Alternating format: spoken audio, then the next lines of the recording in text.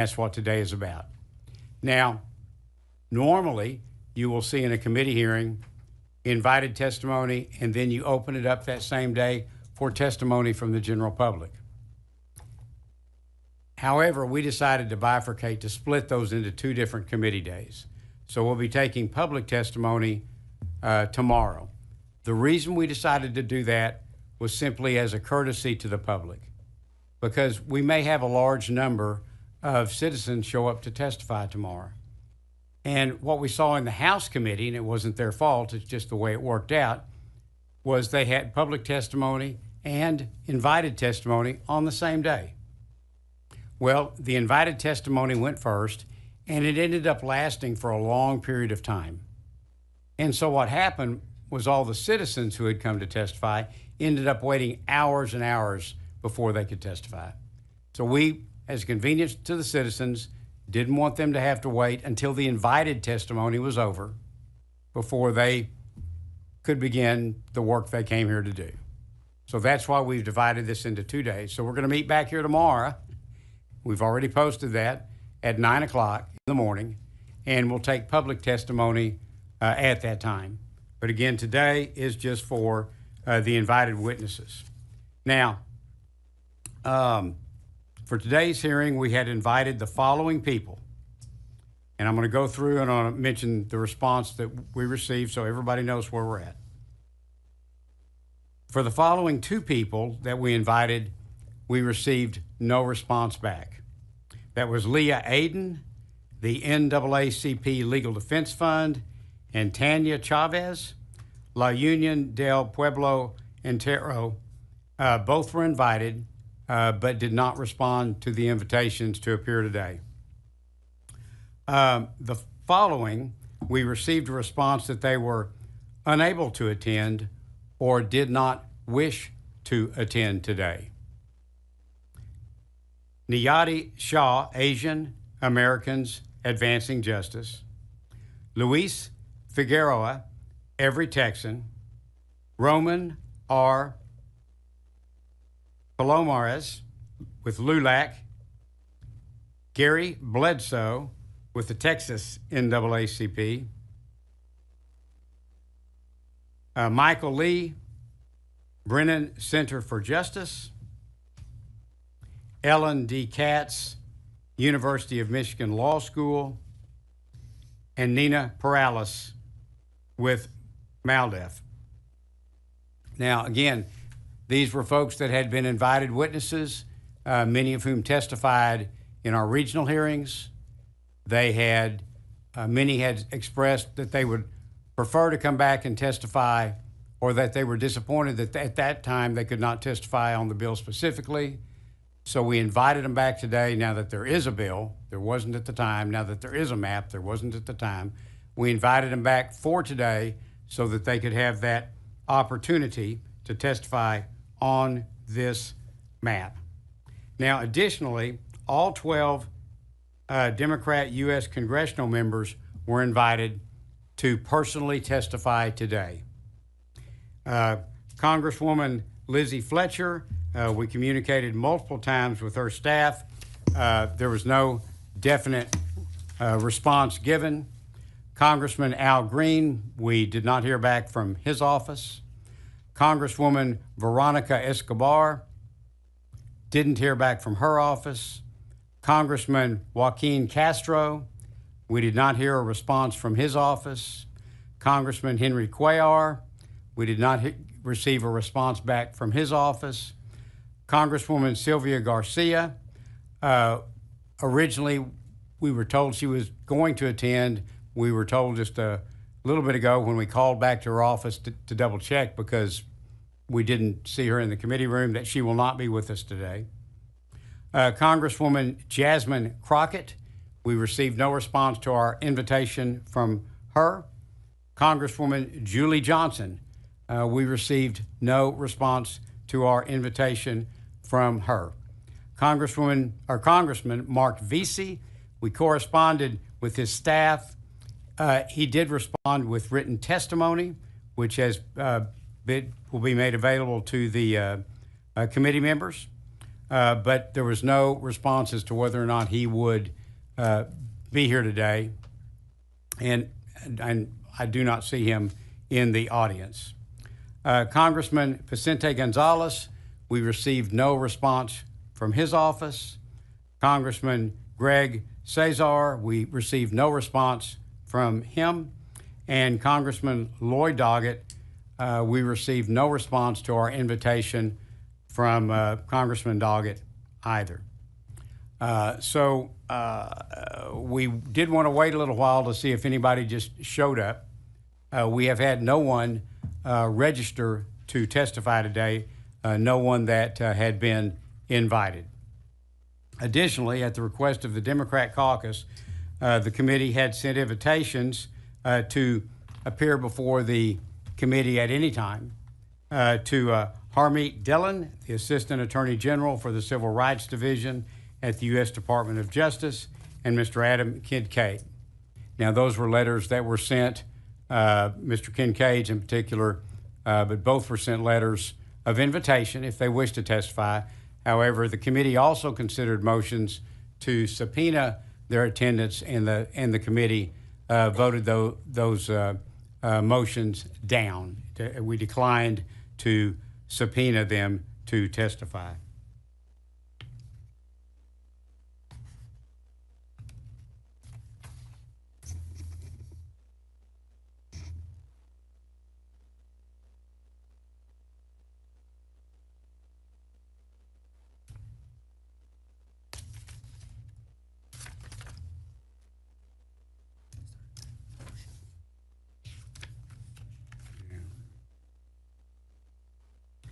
Members,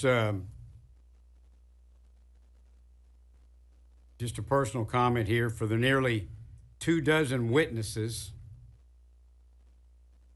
who did not appear today, invited witnesses, who I think who are very important to the process, we invited them because we trusted that if they had legal or constitutional concerns about the map, that they would come and share those concerns with us in this forum. And again, many of them had testified, a number of them had testified in our regional hearings and had said that they were having difficulty testifying with specifics beyond just the redistricting in general. They were having difficulty testifying on specifics because there wasn't a map available at that time. I had not filed a bill. That map has been filed. It is the same map that the House passed out of committee last week. This is filed as a companion bill, and it has been before us for a number of days. And I had presumed, based on their earlier testimony, that if they have any concerns over legality regarding this map, that they would come today and provide testimony regarding their concerns. Because as we all know in redistricting, now is the time to share such concerns if they exist. And apparently these witnesses have chose not to do that, and in almost all the cases chose not even to respond to our committee invitations. Members, would anyone like to make any comments? Senator Hinojosa. Thank you, Mr. Chairman. Many of these witnesses that we invited to testify today, many of them testified during the regional hearings, correct? A number of them did, yes. They all were invited. And there they expressed some of the concerns with the potential maps that are being considered as it relates to violations of the Voting Rights Act and the United States Constitution.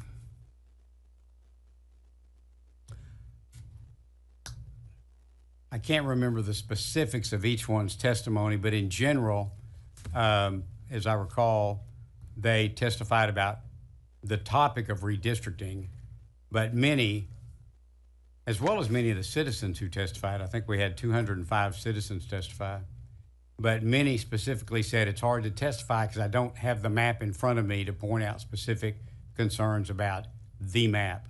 And we just didn't have one at that time. So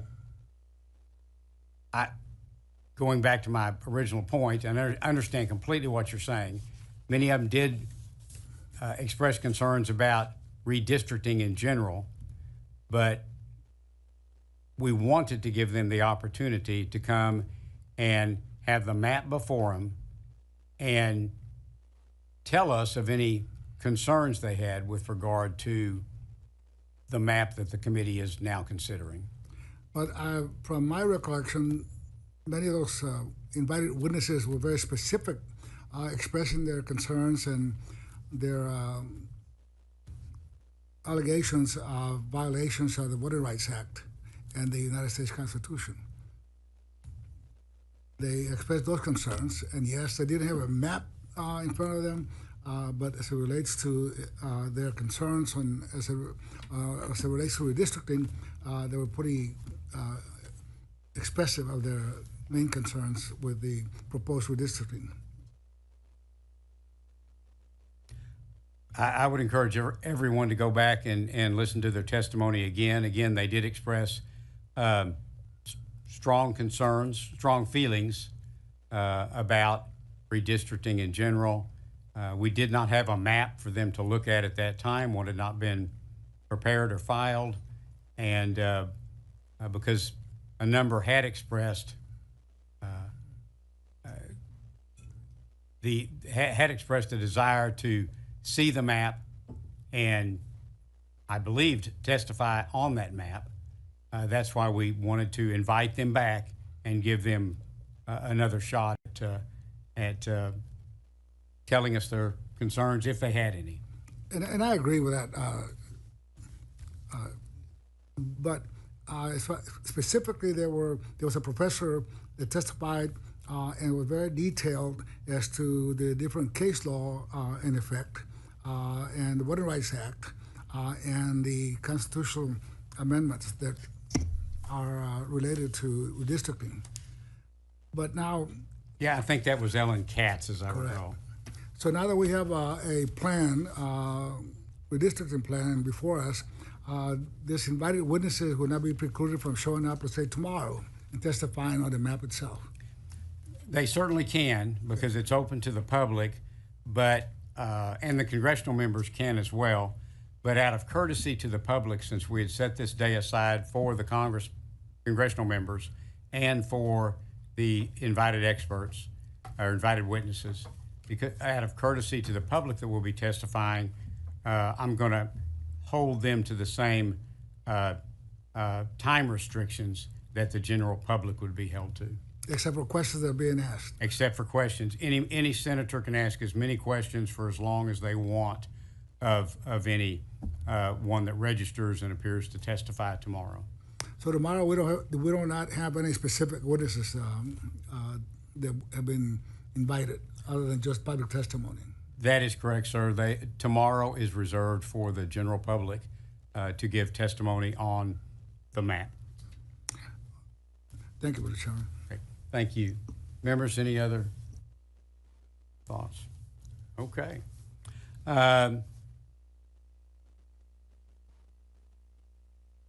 Members, is there any other business to come before the committee today?